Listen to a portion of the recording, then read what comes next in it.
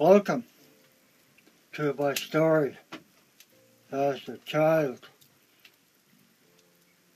I call this as a lonely man that walked the trail that don't have hardly no family. When I was a child, bounced around here and there.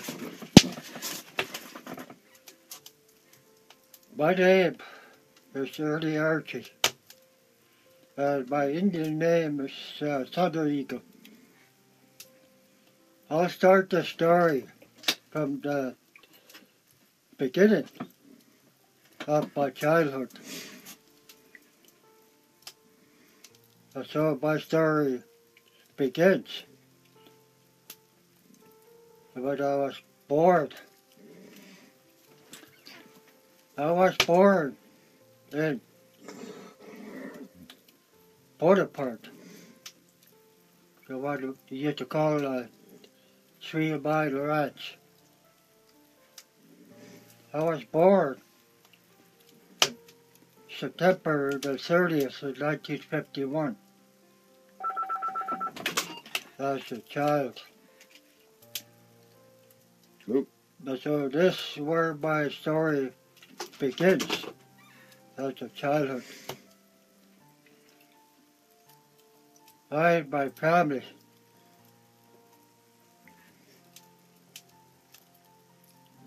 were born. And so each of my family were spread out to a different family. But me, I was the lonely man that walked the trail which beside of my mother when I was only 2 years old, walking the road.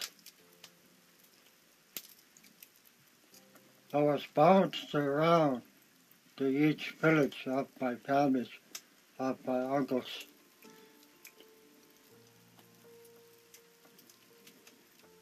My mother wouldn't let me go as a child, as a human being.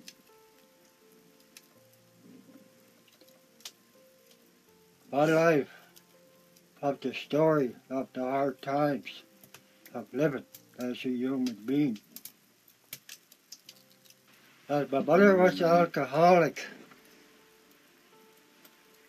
the way he was being abusing me in a certain way when I was a child. My mother wouldn't let me go when I was a little. So finally my mother gave me up as a child when I was only 3. I lost my father when I was a child. My father was Jack Anton from Deadman's Creek.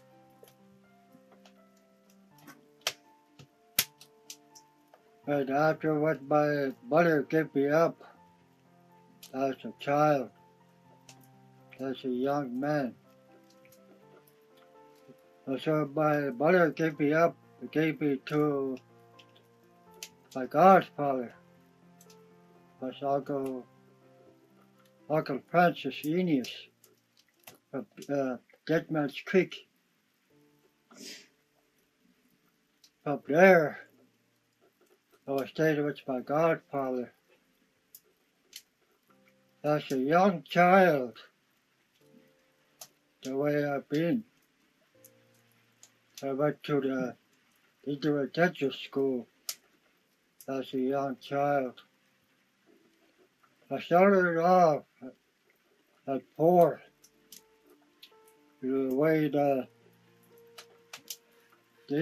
fairs works, how they take away the children to give it to the intermediate school. So I went to the residential school when I was only 4 to Secwépemc City Residential School. And I was only there for only 1 year.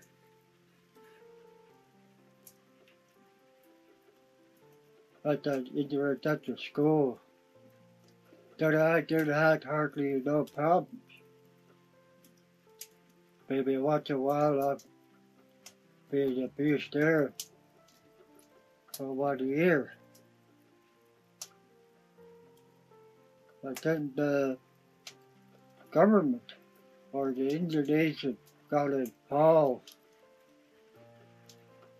where all your children, where your family comes from, but you reserve of your mother's side. I was under my dad's name after when my mother gave me up. So I went under my dad's name. But the only thing that I don't understand, the way the government works, after what they transferred me where I was on my mother's side. And so that year, back in 1955, but the Indonesian government, that's what you call the 60 scoop, the way you be taken away from your other family, where you're being taken away from your, it hurts, the way you're being bounced around as a child.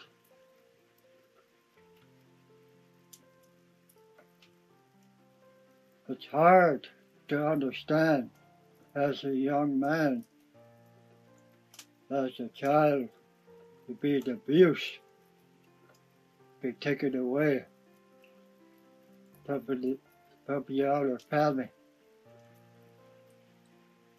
So in 1955, I was taken away from my godfather. But then I went to St. Joseph's Mission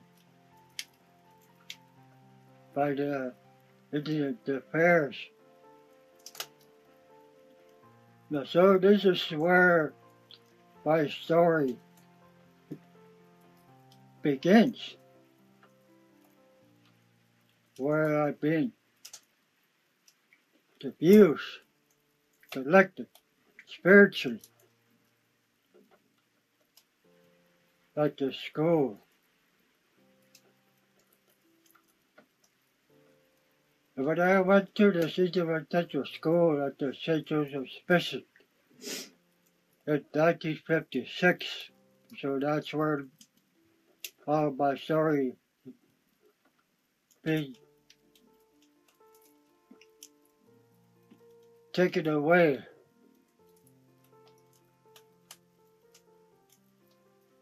This is where my story been badly shattered, that nobody don't understand. When you hurt from your heart that you don't have no mother, no father to go by, to live by, who you are, that you don't understand, where your heart is broken,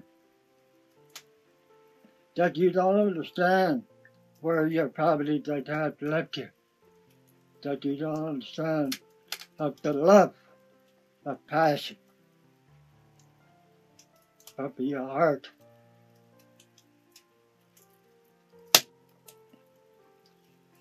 So while I was at the Intertension School, that I had a hard life to live by for the whole 12 years that we had to learn how to survive, to live by the Mother Earth. The food what the government fed us was horrible. The food was sour that we cannot eat. The food that we don't eat, they punish us for a reason. They grab our heads, our faces. They put our heads, they slap our heads to the disc.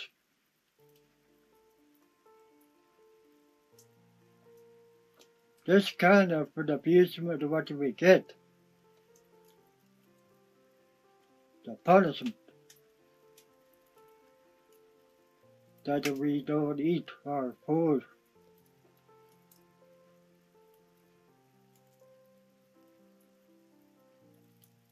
But that's through all those years that we see where some of my relatives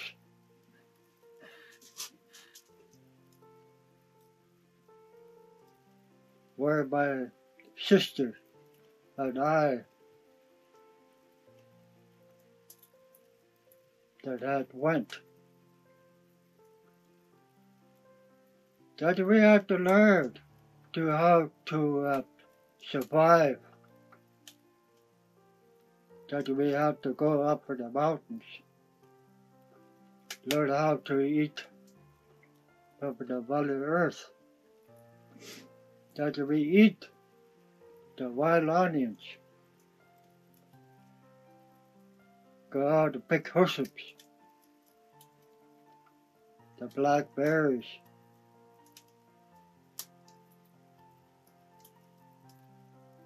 Go along the creek and fish. So this way we survive at the Intertension School. But sometimes that we have to learn how to survive, that we have to learn how to steal, to eat the proper food, all the nourishment what we gotta have.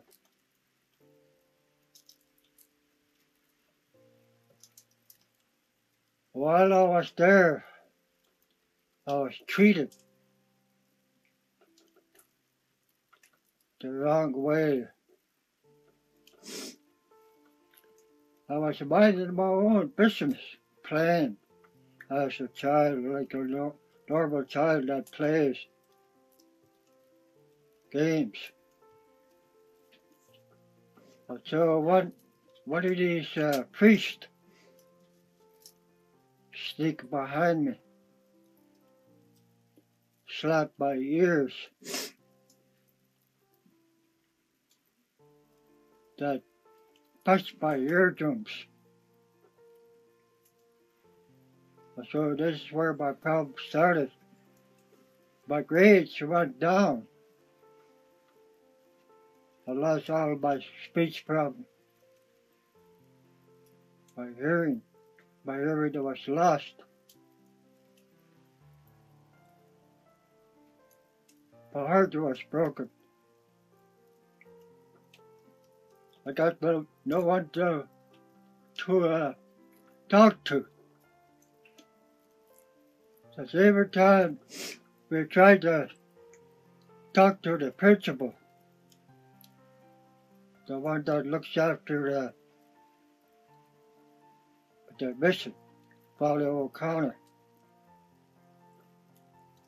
that we tried to explain to, but he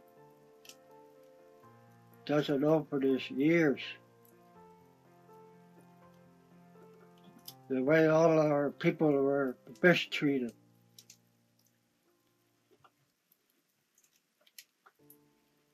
if you run away from the mission,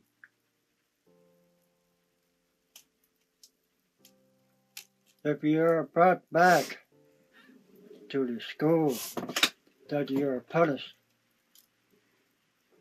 that you get the strap, or your haircut will be shaved right off as bulk. That they really eat you a certain way. They make you wear a skirt. That they put you right in the middle of the aisle where we eat. Even that we cannot speak to our sisters, that we get punished for it. Get the strap. When I got a little older, I started to understand what I see, how some of the other children being abused like me, be taken up at the top of the 4th floor. They shut you in a little room. They locked the doors, they put a dresser so that you cannot run away. The priest will come up to you. They don't trust you.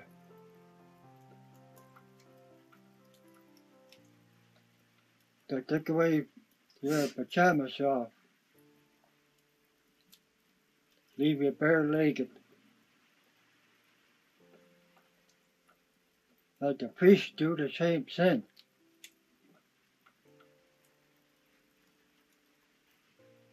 That you have to feel them, touch them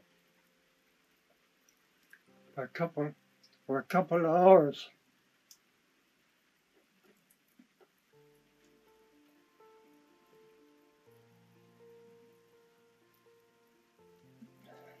So this is where it hurts to see embarrassment, the way we've been abused.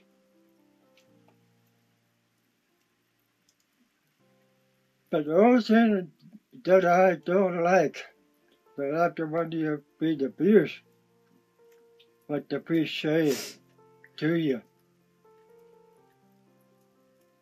I understand the exact words what the priest said after what did abuse all of the child. Now you're all pure. Now you're all God's children. That's those exact words I hear, but not to me as a child. That I see a lot of activity, what's going on.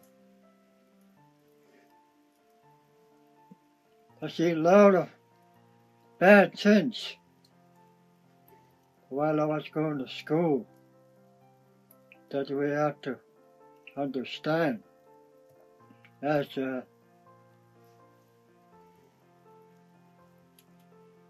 when you get older as a child, got to see the bad things, what's going on. But most of the schools, they have the playroom. The 2nd floor will be the seniors. Up on top, the 3rd floor will be the juniors. Just right up on top. That's where you have the priest.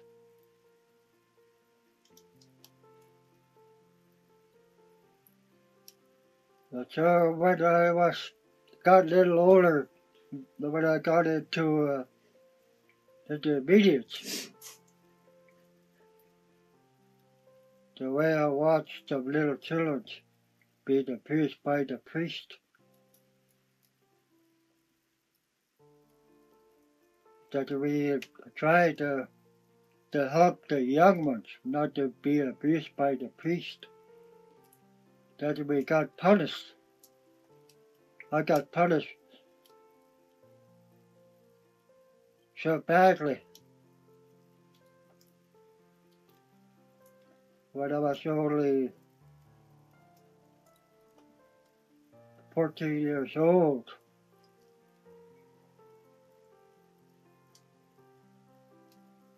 This is where I was beaten by two priests while everybody was sleeping. But around 10 o'clock, these two priests came up and woke me up.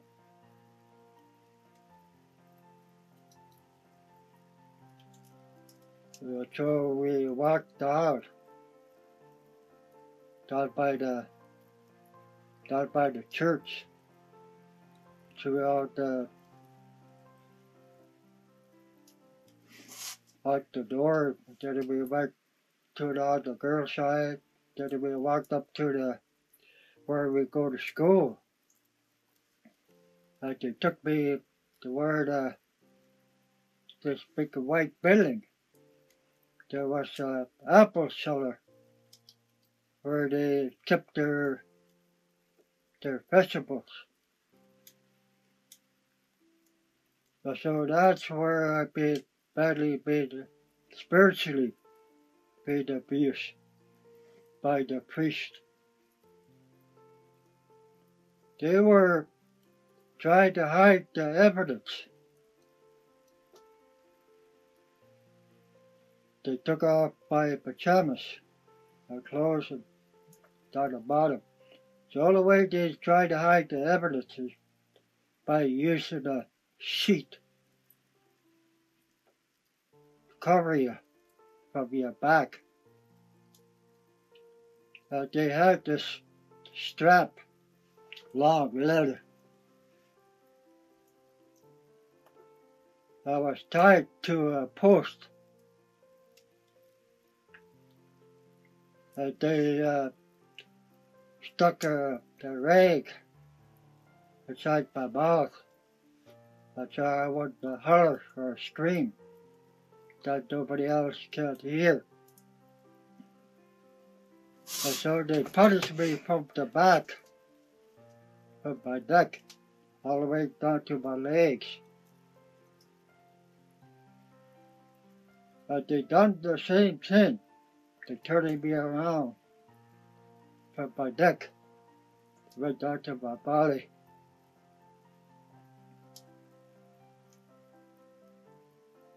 And so I never went to school.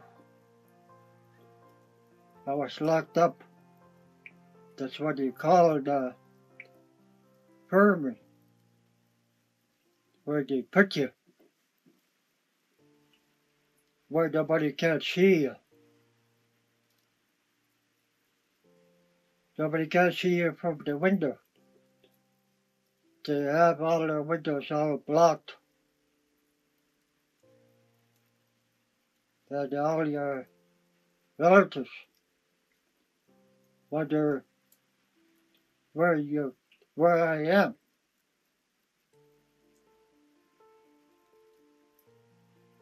It took quite a while for my body to heal. It took me 1 whole year and 3 weeks.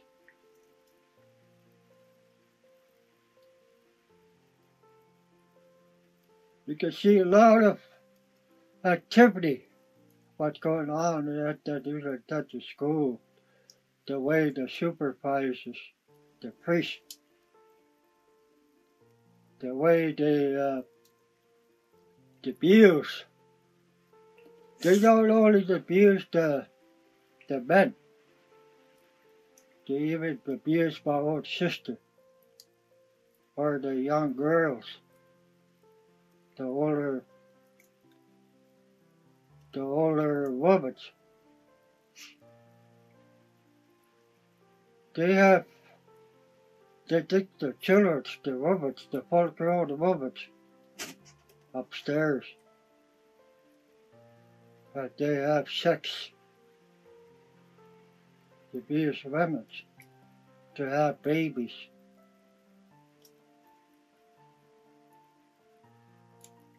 But after when they have babies, when they are born,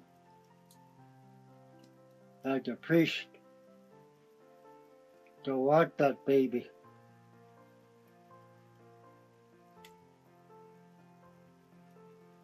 As they tell this woman to what they abuse, when they have sex, they have to get rid of that child.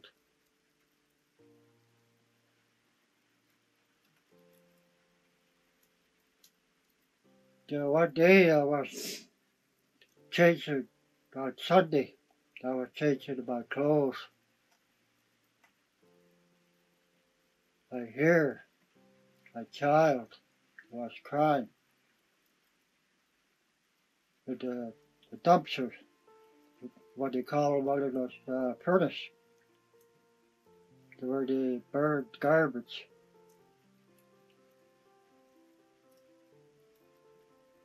There was a child there, a baby.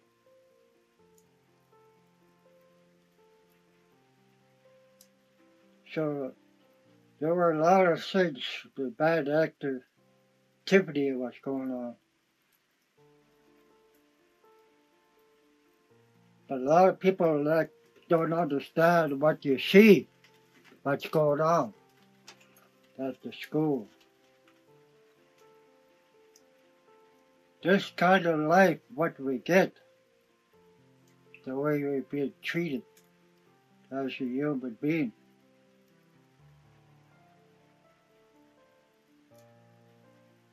As a human being, the way we walk on this Mother Earth, what the Creator has given us.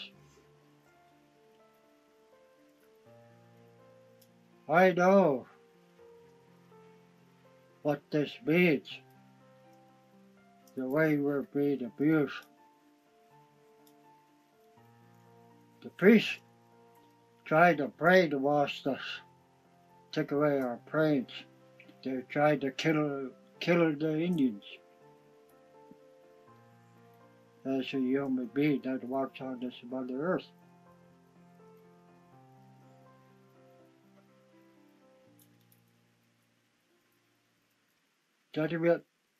That I lost a lot of good friends that went to school,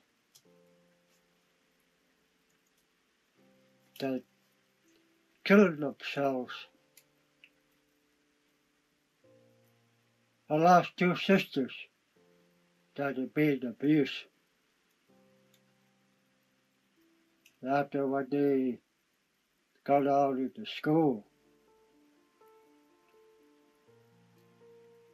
they got out to the skid road.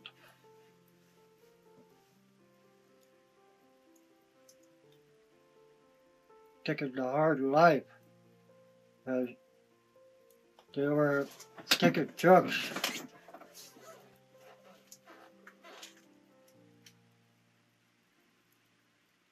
All of these since after what they come out from the intensive school.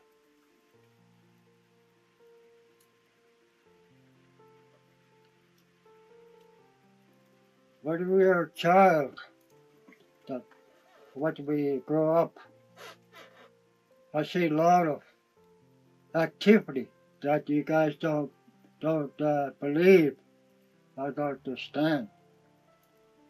So one day we had a dance, and I decided to go out to have a fresh air. Most of you that you don't believe in devils, that you got horns, hoofs with a long tail.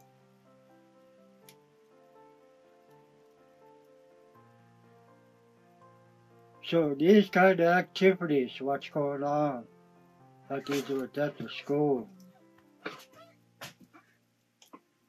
And so this is what we see, this devil. I went downstairs to call my friends that they want to see a real ugly thing. And so we went out and we seen it. And so we all a lot of other friends came out. And so we chased this devil all around the field, up by the swimming pool, right on the girls' side. Everything of what's going on at the school that we have to learn how to be tolerant.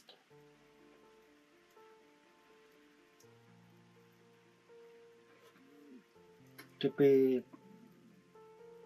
obedient, not the way the priest was doing, the principle. Sometimes you get a strap. These kind of punishment, what you get, that you're being caught by speaking to your own sister, that you get a strap. It's not only one strap, you get 50, 45 in each hand.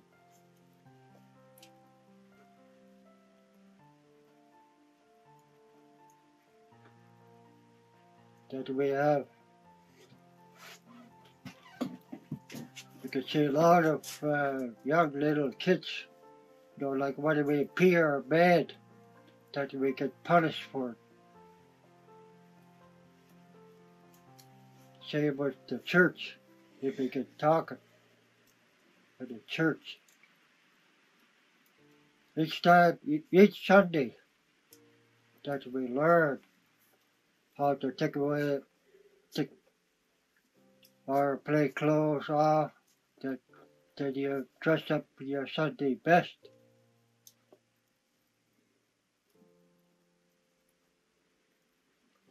That we have to learn how to learn the games, the baseball, hockey.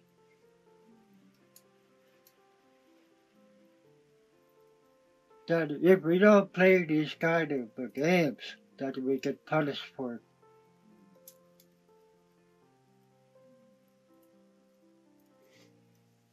So there one day I was playing the baseball against the girls' pipe band. I was one of the best all-stars playing the baseball.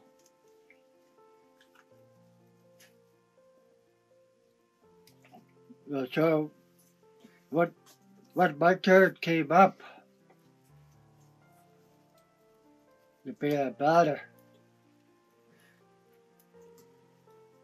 but I hit this ball too hard.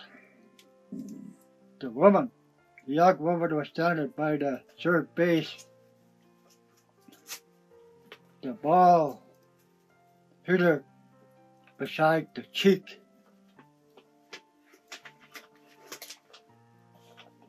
It turned. It seemed like I broke her jaw. Just about killed her. The way the ball curved. After when I see that commotion, what I have done, sometimes I blame myself.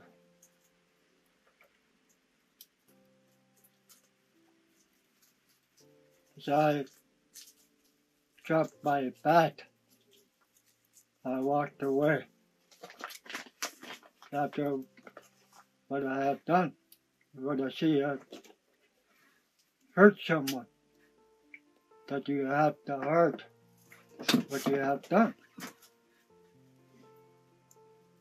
Then after I walked away, I was put a sword,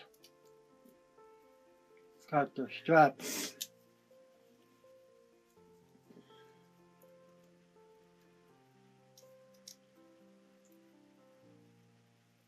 The same thing I was playing the floor hockey.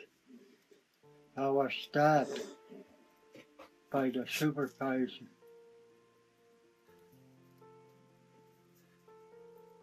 Then I stayed there for the whole 12 years. Then I didn't have no mother, no father, no sister.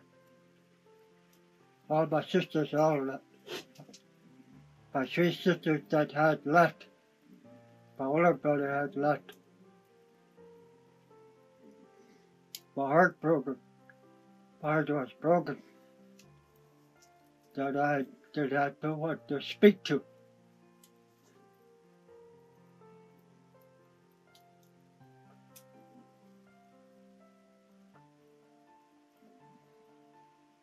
This is where I had a hard time. All those years, I could hardly speak, stutter. My eardrum was busted.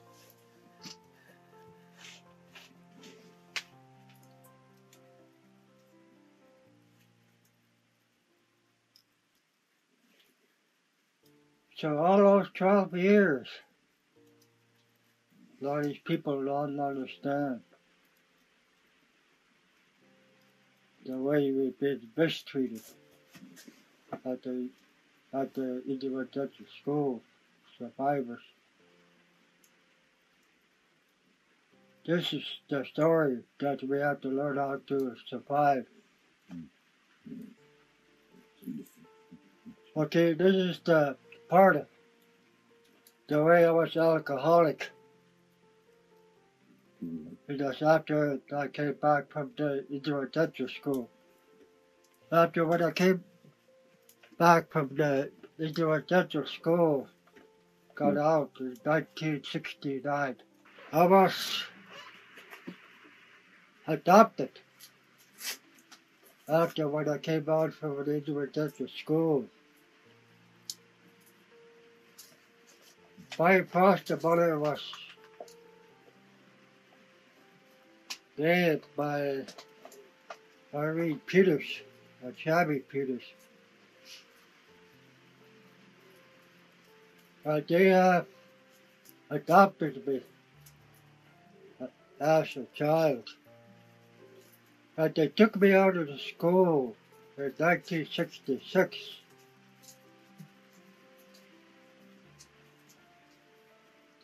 Then from there, I went to the white man school at the Williams Lake, into a dental school. I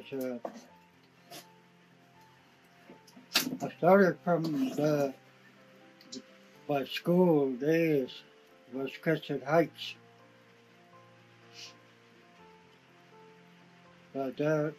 From there I went to Williams Lake Elementary. Back in those days, that they didn't have no high school, they used to call it occupational 3. One of the highest grades you could go to. Then we had a ranch that we run. And after we came out from the dental school, that we had 145 heads of cows.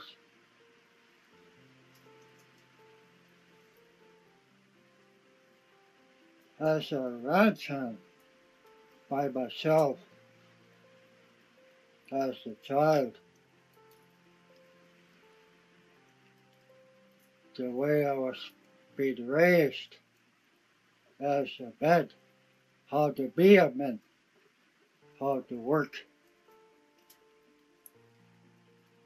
My foster father was kind of strict man. to make a man out of me as a human being.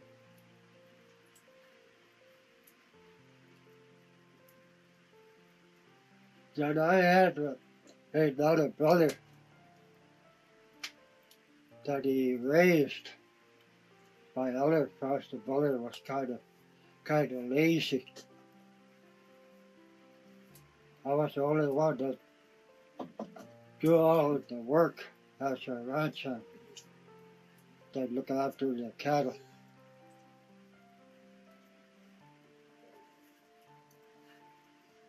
Then after when I turned 19, I got tired of it. It seemed like the way I was being raised, the way it seemed like I was being abused, I got nobody out of it.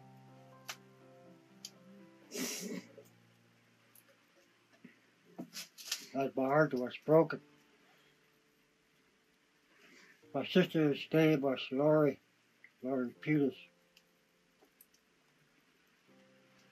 He cried the way you're leaving. But it's kind of hard to explain to her.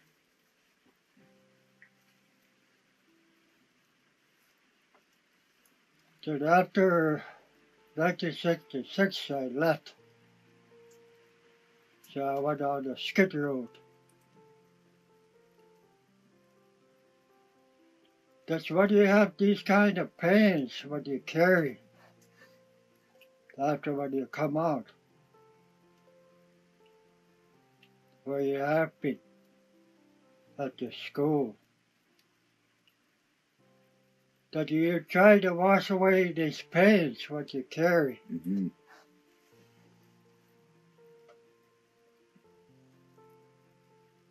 I had been trying to find my family. And so I went south. I went to Vancouver. And so that's where I find my family. My mother, my brothers, and my sister. When I found them, they were alcoholics. My mother wasn't very good shape, the way I see how she was. These things what he was drinking, used to call it the sternum, the squeeze. What all these rubbish drinks. My mother was pretty pale, losing her hair. The hair comes off.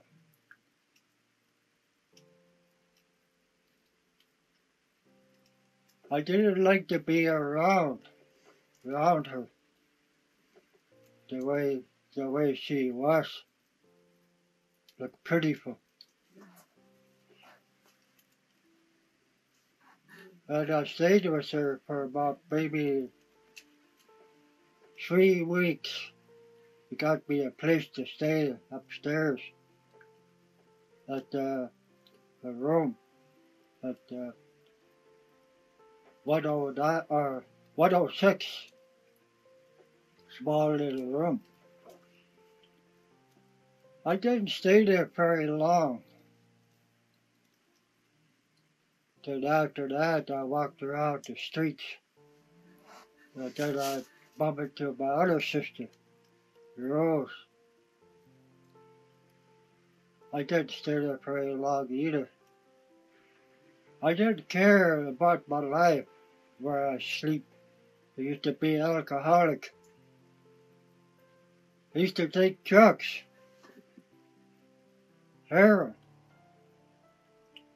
that you just name it, to watch my pain away.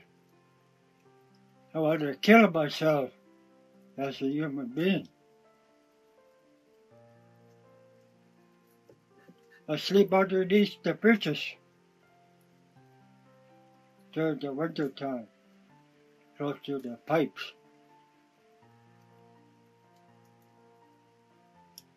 this kind of life I was living. All the sorrows of what I carried in my heart. The way I feel lost. That I didn't understand. What is life? That you don't understand about the love, but the people don't show you.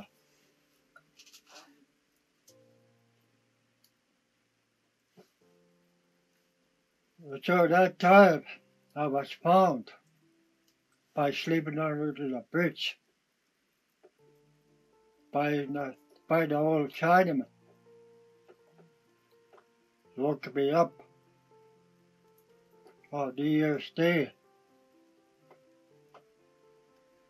He asked me, why are you sleeping out there? I told him I don't have to go home. No place to stay. And he asked me why you want to kill yourself. And I told him that you don't understand my story as a young child, the way you've been abused. And so he gave me a place to stay.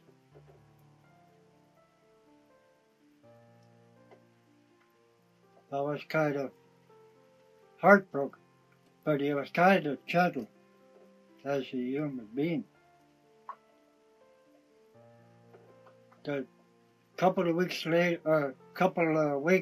while I was staying with him, that he told me it's time for you to go home. Go back to your people. This is where I straightened my life out. Get off the street, off the alcohol. I never went to no treatment, to no AA. I just quit it on my own way of life, what the Creator has shown me, the way. When I first got off the streets, got into this Sundance. I started in 1968 when I first joined as to be a rock band. I never know nothing how to be, to look after. What the sense that you have to be told, to experience. The first time when I went to the sweat lodge, after what I seen inside the harbor, this was my first time I went to the sweat lodge, after when I got off the streets.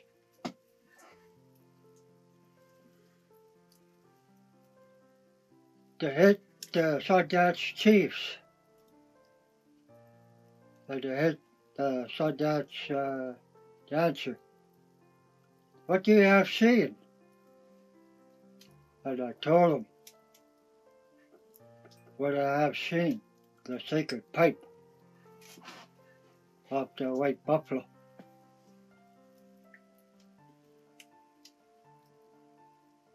Right, they took me to the sweat lodge that day. For the sun dancers that went into the sweat lodge. That to hit the Sundance chief or to hit the Sundance leader. Went in next, I was following behind them. I was in the middle. But they asked me, what letter has the white buffalo has? and I told him, the white buffalo cat pipe that don't have no leather. I hit my heart. Here, I tell you, that's the love that you give all people that you have to understand. That's when they started their ceremony. That's the time I never know nothing about that songs. That's when they start singing.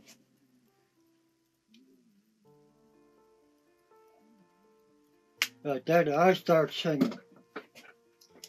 My voice got loud. And most of the sun dancers quit singing. I was singing by myself, alone. That I didn't know what it meant when I was singing by myself. That I didn't know nothing about anything. Then the second round, my voice got twice as louder. Then the second person that walked out,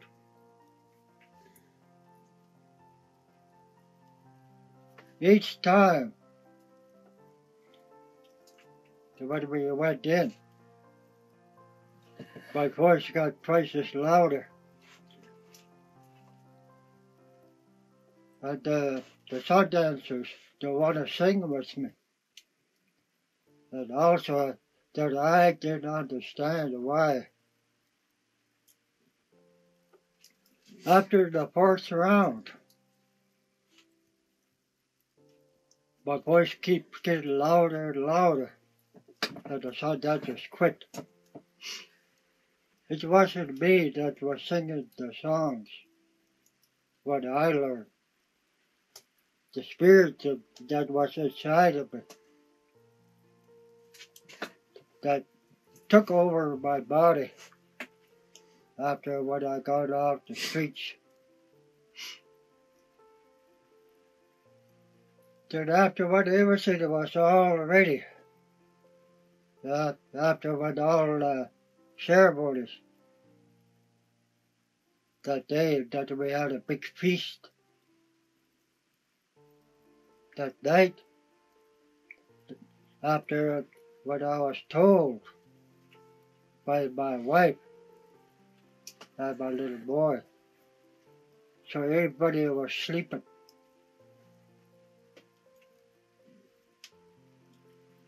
These dreams, what you have been told by your ancestors, that we were face to face as a human being, that he had three things what he had, that he was dressed up fancy with the leather clothes what he had. It looked like a Secwépemc warrior. The way they dressed, how the hair was dressed, but its eyes was covered down below between the pillars.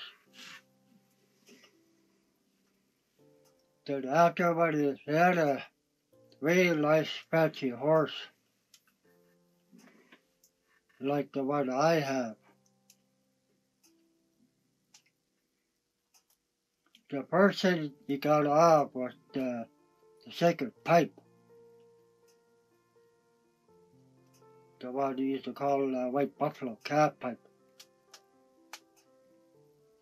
But he got off face to face by the pillar where half by a sacred fire was lit. I didn't know what he was saying, I cannot hardly speak, but he could read my mind, what I was saying. The pipe what he had, he passed it to me 4 times. The 4th time I cannot diffuse the spiritual pipe of the white buffalo calf pipe.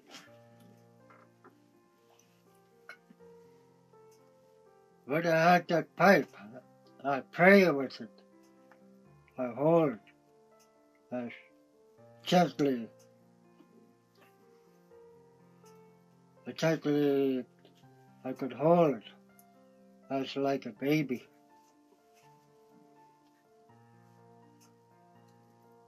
And I say to him that I don't understand about the spirituality as a young man to be, how to walk on this red road. And so I passed the pipe back to him 4 times. And he said to me, well, it's time for you to understand how to be a leader for your people.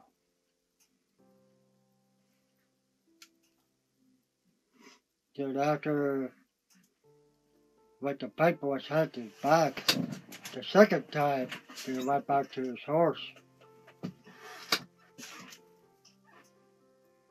That was the staff what he carried.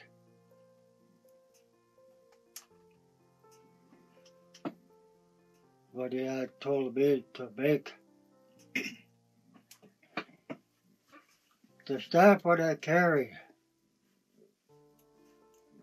for the Secwépemc people. Secwépemc people.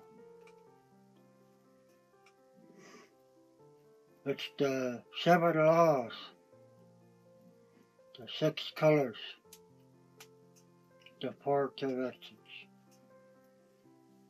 the 3 generations, what we have.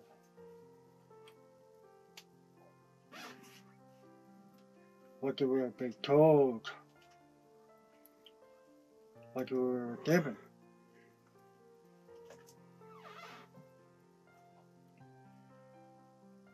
And from there, my dreams was too strong for Secwépemc people, that they didn't understand my dreams. And my old people were telling me, slow down on my dreams. Then one day, my uncle took me on a fast for 6 days. So that's where I started making my things, what I have seen. So about a year later, before the Sundance started,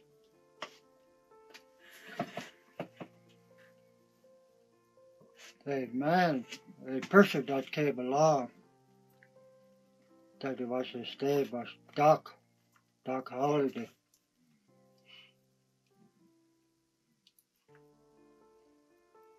At that time, I looked at him strangely, who he was, the way he was dressed, by using that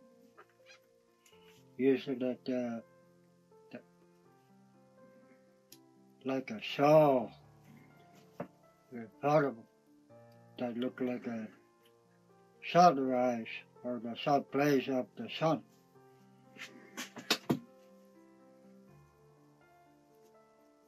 While we were sitting talking.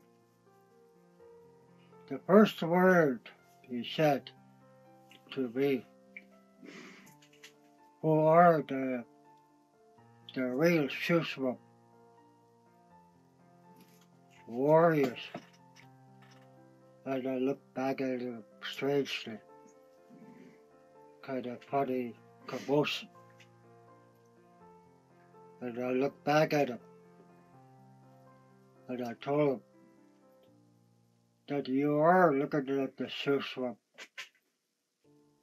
where they come from as the Southern nation, as a human being, that we moved like lightnings, that we were the fierce, the warriors of our people, that we moved like lightnings. He prayed. He sat there for about maybe half an hour.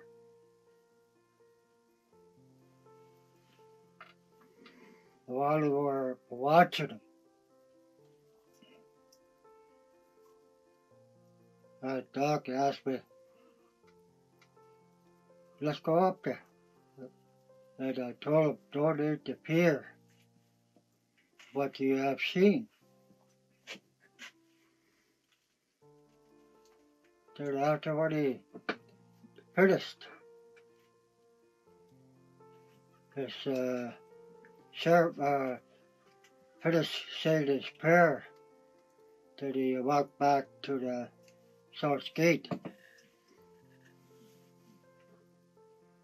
He turned back to the Sasquatch, then he walked away. Then after that activity that what happened inside the Sundance ground. There's a lot of things that people don't understand. These visits. That one day I was at the sweat lodge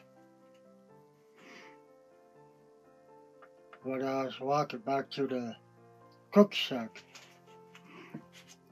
I felt something that was very odd, very strange, that it was following behind me.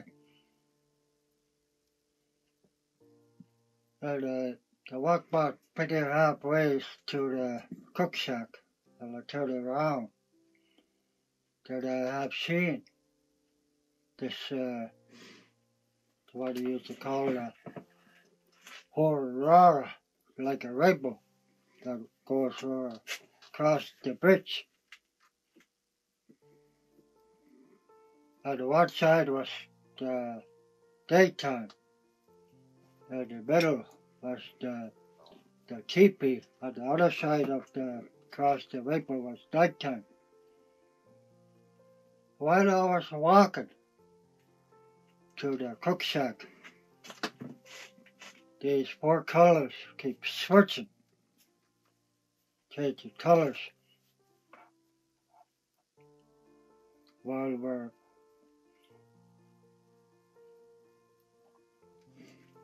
But a lot of these people don't believe what they see, what was going on at the second ceremony of the Sundance. The people that don't understand what was going on while we were doing the ceremony back in '95. Some of these people that don't listen over the years. So this one person was chased off, that we told him, don't go out the lake. But he was chased off the lake by the tornado that came from the middle of the lake, was chasing away from the lake. So this person didn't believe the spirituality what we have. One of our own people that was working for the Circle S, that he had a horse inside the harbor. Then we pitied the horse the way it was looked, that he had saddles real bad back of the saddle sore.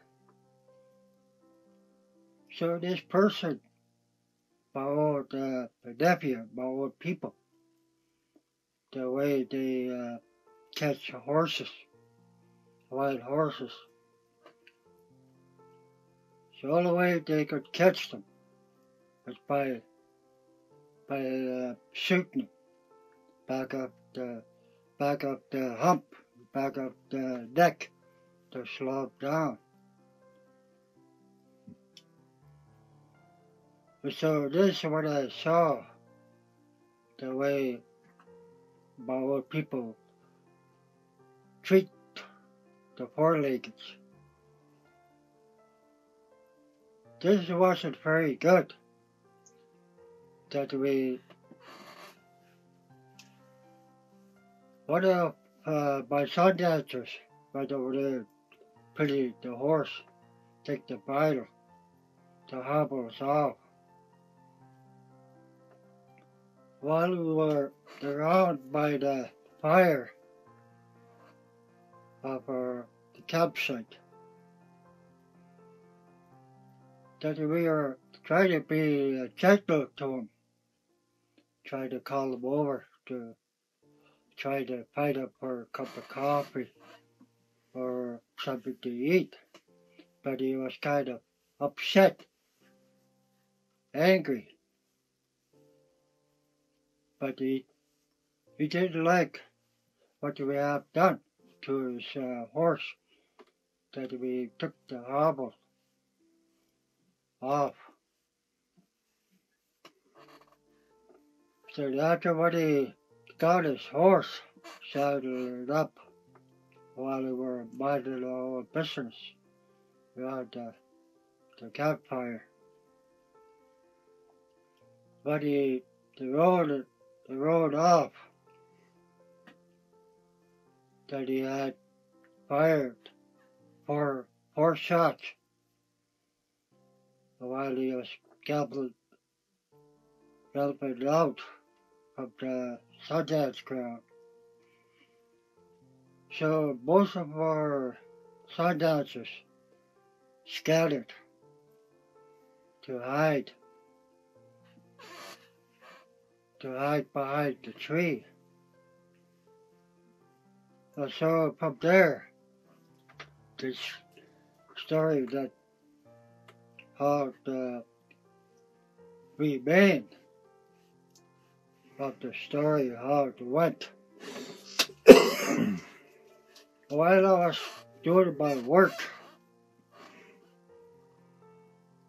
as a Sundance Chief for 13 years, to be a leader as a young man. So I put out 4 people out on the fast. And while I was doing my work, I was disturbed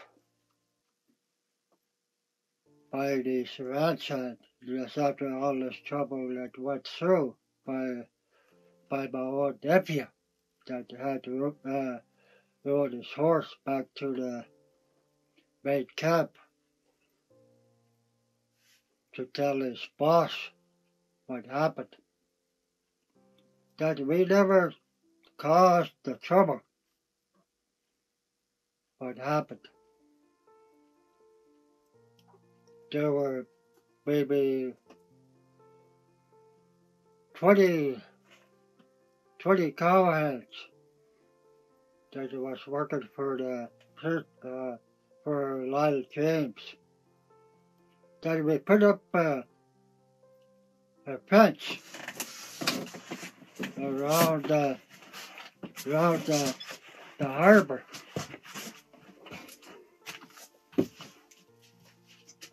So from there that he was kind of angry what we had done while we putting the fence out to protect the sacred grounds, that we won't be interfered by these cows. So that was the last year of the Sundance back in '95. While we were there, they were the ones that called the warship peace, the armies or snipe shooters.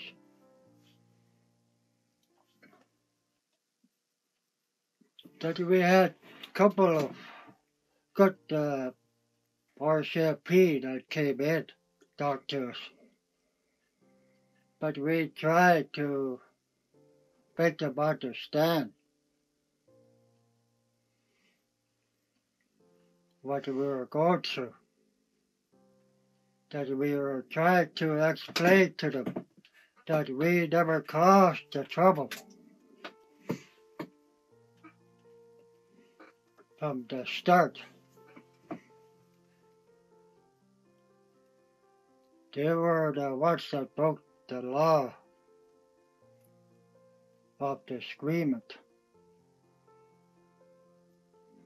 What they were started up for rights.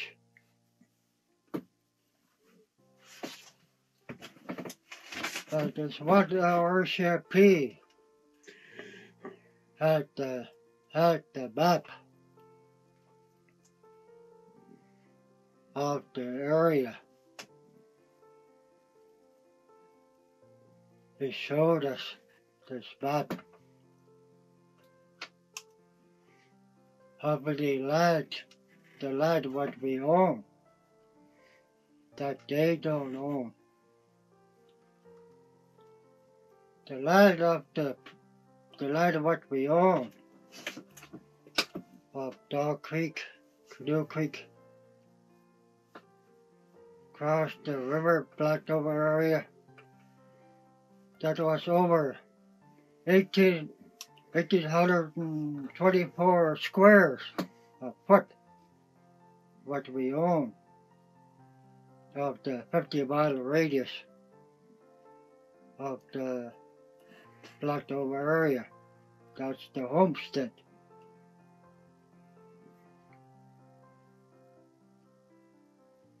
Then from there, when he showed us that we had a couple of meetings with ranch hand that came that we had a meeting discussion. And they said, all right, we're the ones that was wrong. They didn't have no proof. The land wasn't sold. They didn't have no documents. Only documents that you could use your land was by the document. We used to call it a 10-year release for all the cattle association. But he didn't have that.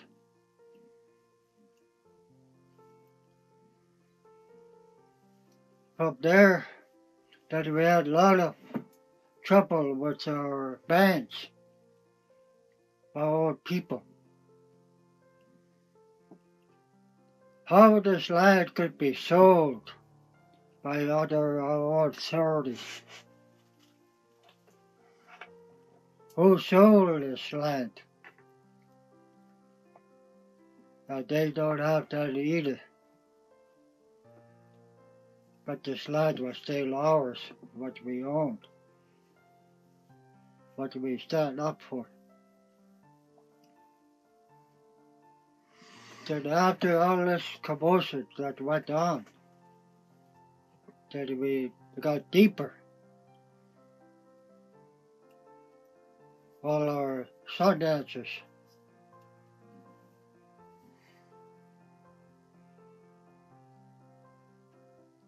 Percy, that Wolverine,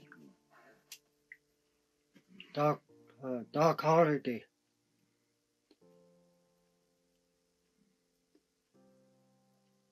So when the trouble that came to our sacred area of the Sundance, the what they used to call it the One Man Lake, what we owned was made by one of our own people.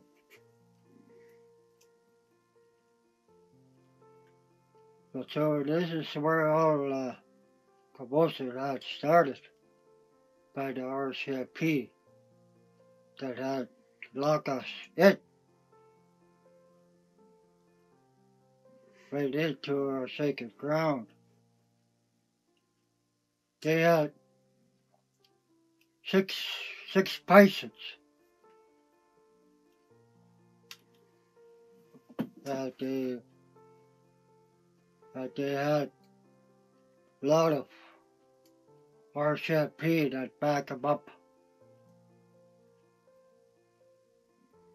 Probably 500 RCMPs. While we were inside around the campfire, that we were minding our own business, eating, having fun. That we had the elders, children, just like we were one big family. That we had a good time.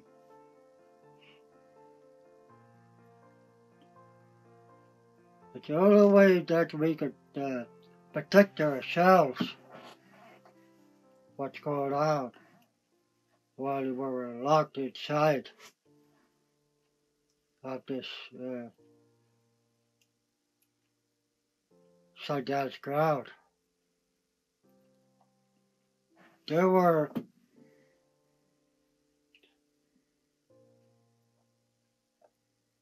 70 rounds, 1,000 rounds were fired. They were putting out mines all around the Sundance ground.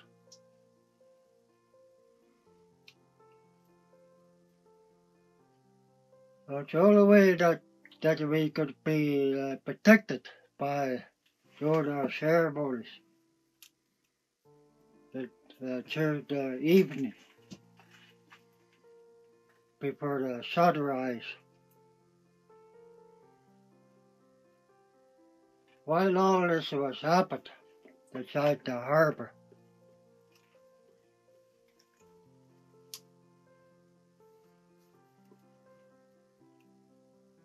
these RCMP were told that you cannot go across with the red light. Were given that the more we could get the water for our people.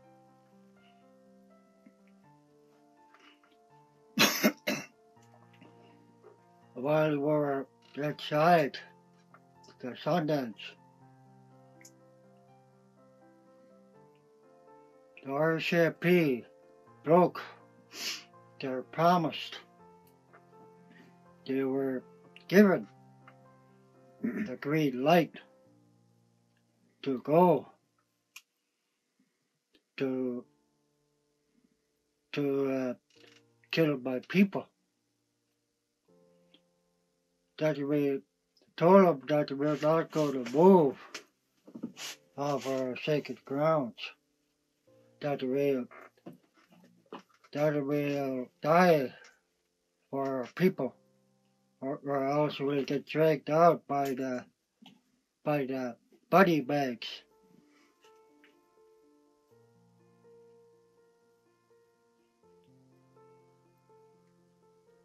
And we asked our own people for help, but we were turned away by our own people, by our own family.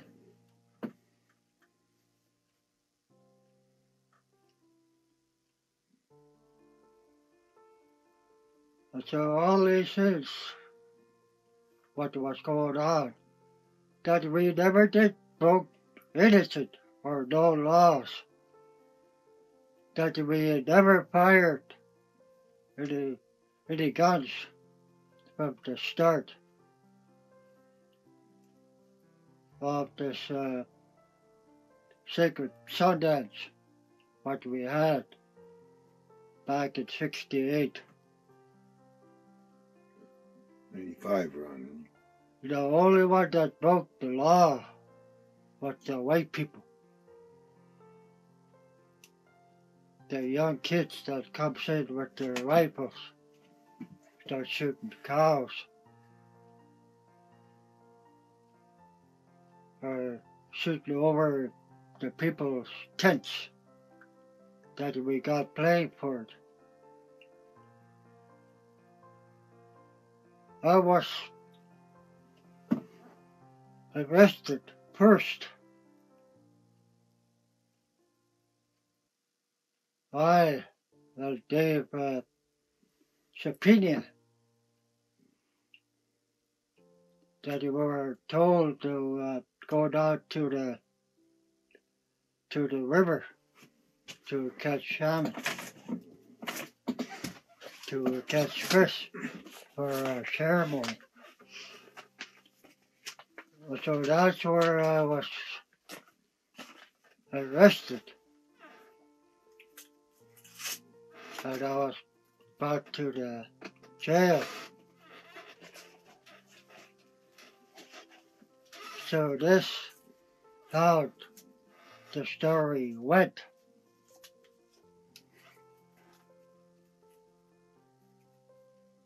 All up to the media. Most of these stories, what they wrote,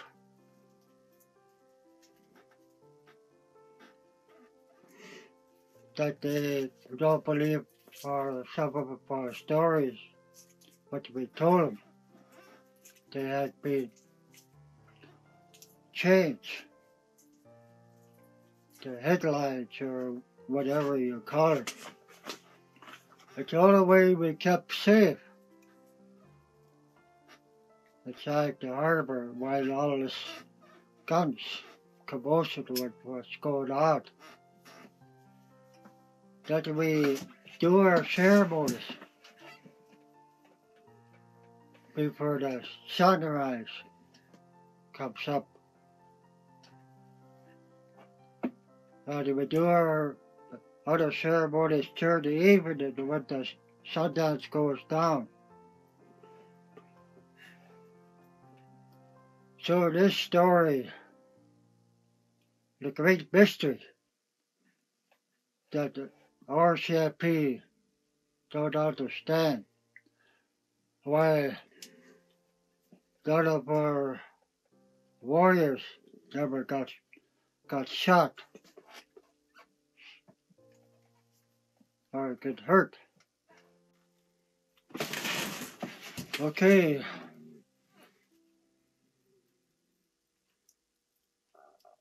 of the seventh fire of the mountain belt that we have to realize to open of these laws which we hold. That in fact, everybody, the warriors, the pipe carriers, to step forward to help us.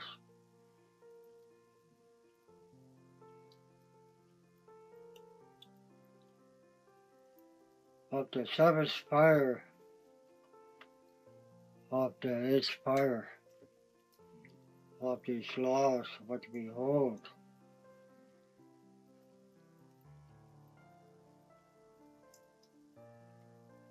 The ceremony what we go to hold of this sacred area, of this sacred mountain.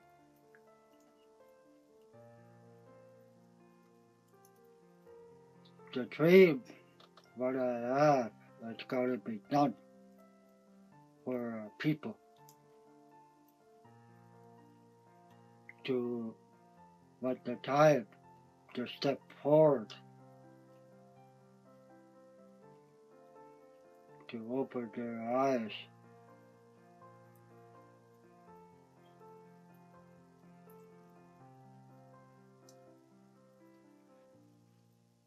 of the seventh.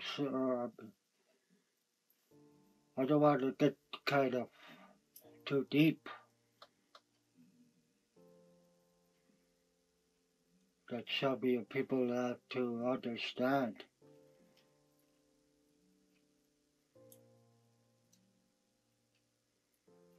That we were getting into this stage of these laws, what we hold into our territory.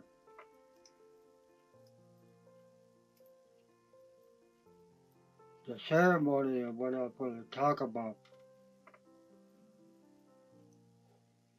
to fight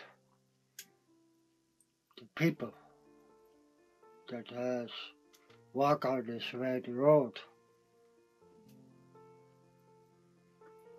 that I call it all the nation that carries the sacred pipe.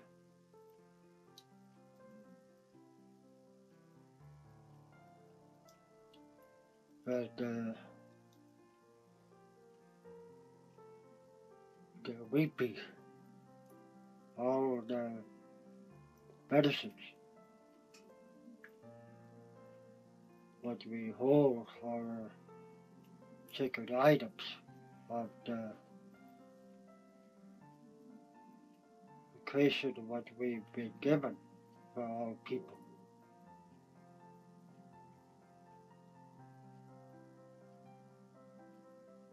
I know it's kind of pretty hard to explain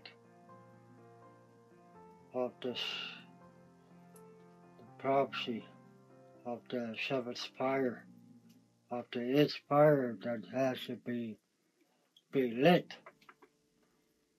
to open,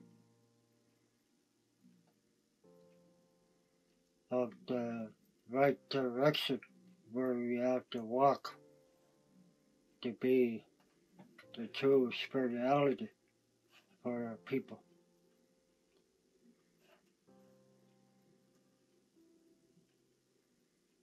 And so this story will make you understand where I stand, where I had this dream. But a lot of people don't understand my dream, what I have to look after my people.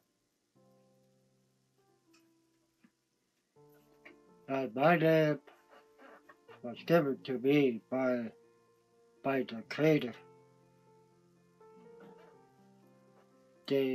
they call me the Thunder Eagle who was given by the Thunder Beam